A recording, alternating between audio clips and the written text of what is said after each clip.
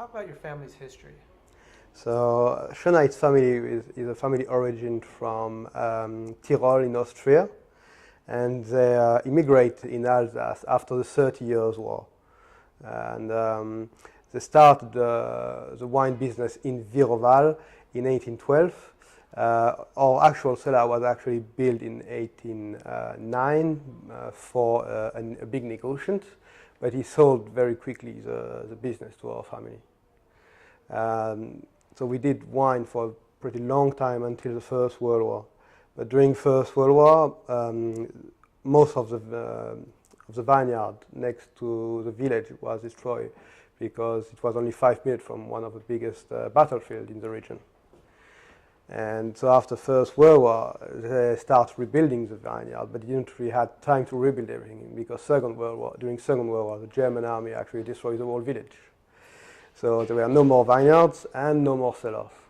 So it's actually my grandfather who restarted planting vines during the 60s, but he didn't have any winemaking knowledge because he was still a teenager during Second World War and no one was there to taught him how to do wine.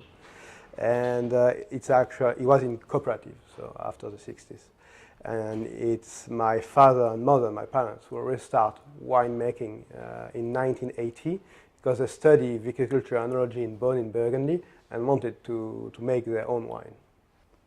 I mean, that's a fairly traumatic event, having the Nazis come and destroy your lands. I mean, how did the family rebound from that?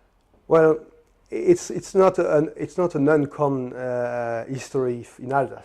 I mean, Alsace have been ravaged by wars for centuries.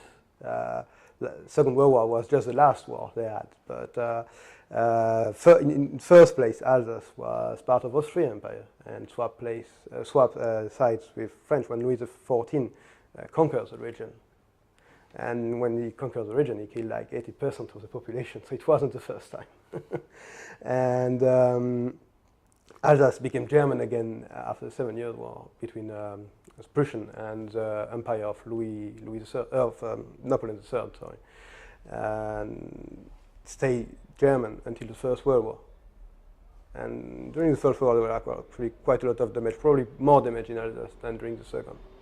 The village wasn't destroyed during the First World War, but all the vineyard and the next town, Münster, there were battlefields in the middle of the town during the First World War. So the Second World War was bad for our village, but less bad than probably the other wars. A lot of wars. So you're in the region of Munster, where there's a famous cheese. Yes, exactly. Munster cheese. So does everybody eat Munster cheese in Munster? Everyone who likes cheese, probably. Yeah, it's pretty good cheese. Very good with some local wines. Traditional matches with Gewürztraminer. So yeah, the Munster cheese is quite a large area. The origin of the Munster cheese is Munster Valley, but all the Vosges mountain area do Munster cheese.